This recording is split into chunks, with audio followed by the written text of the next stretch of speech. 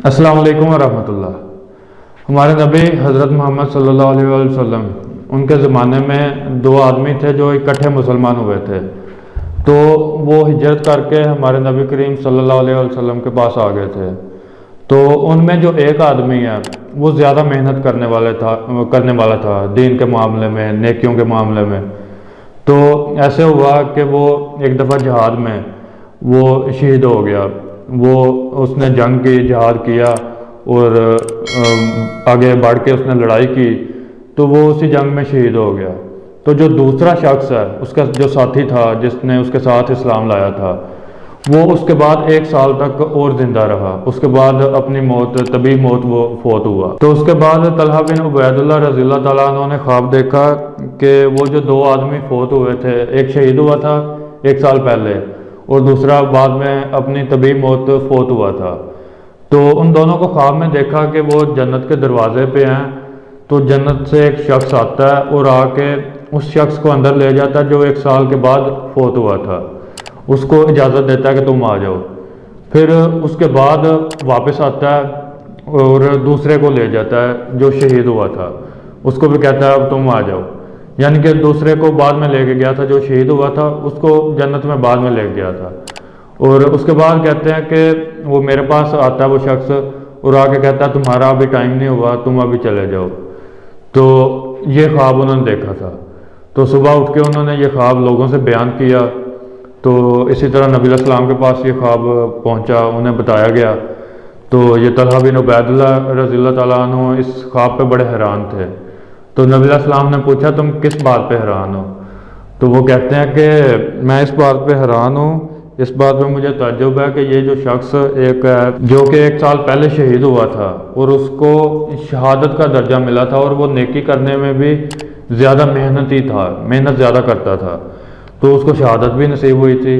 लेकिन जो दूसरा था उसको शहादत भी नहीं नसीब हुई, तो वो जन्नत में फिर भी पहले उसको बुलाया गया। तो इससे क्या मुराद है? तो नबी अलैहिस्सलाम ने फरमाया कि आपने नहीं देखा कि वो जो 1 साल और ज़िंदा रहा, उसने अपनी ज़िंदगी में रमज़ान को पाया कि रमज़ान उसकी ज़िंदगी में फिर आया था उससे ज़्यादा, यानी कि जो दूसरा है उससे भी ज़्यादा, एक दफ़ा बार ज़्यादा उसकी ज़िंदगी में आया, क्योंकि वो इकट्ठे ही मुसलमान हुए थे। तो इसने चूँकि एक दफ़ा रमज़ान को भी ज़्यादा देख लिया, फिर इसने उस रमज़ान में रोज़े रखे और कुरान की तिलावत की, नमाज़ें पढ़ता रहा। तो इस तरह से इन दोनों के दरमियान इतना फ़र्क था जितना ज़मीन और आसमान के दरमियान फासला है, इतना फ़र्क था कि नबी अलैहिस्सलाम ने फरमाया इतना ये बेहतर था उससे। और सिर्फ इस वजह से कि एक रमज़ान इसने ज़्यादा पाया, इसने 1 साल नेकियों का ज़्यादा पाया और ज़्यादा नेकियां की हैं, इस वजह से ये उससे बेहतर रहा। हालांकि वो शहीद हुआ है, शहादत का एक दर्जा है, एक उसका अलहदा मुकाम है, लेकिन 1 साल जो ज़्यादा मिला है उसमें उसने जो नेकियां की हैं और रमज़ान को पा के उसमें उसने नमाज़ें पढ़ी हैं, उसमें उसने रोज़े रखे और कुरान की तिलावत की है, उस वजह से इसका मुकाम ज़्यादा हो गया। तो ये था उन दो आदमियों का वाक़या जो इकट्ठे मुसलमान हुए थे।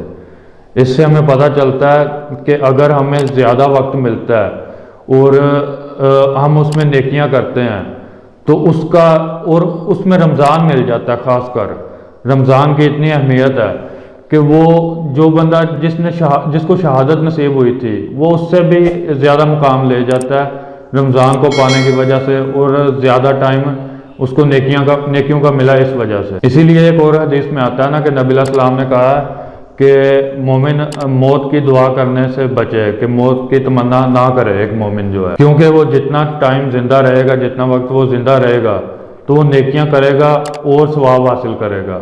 और अगर उस पर मुश्किल वक्त है तो जाहिर है वो उस पर सब्र करेगा तो उसका भी उसे अजर मिलेगा। तो इससे हमें पता चलता है कि जो वक्त हमें ज़्यादा मिलता है उसमें अगर हम नेकियां करते हैं तो उसकी कितनी अहमियत है और कितना उसका फ़ायदा होता है। और ख़ास कर रमज़ान जो है, रमज़ान अगर किसी बंदे को नसीब होता है तो वो देखें कि जिसको शहादत का मर्तबा मिला है उससे भी वो अफजल हो गया कि उसने रमज़ान पाया और उसमें उसने नेकियां की। तो ये थी आज की वीडियो जिसमें मैंने इन दो आदमियों का वाक़या सुनाया जो कि इकट्ठे मुसलमान हुए थे।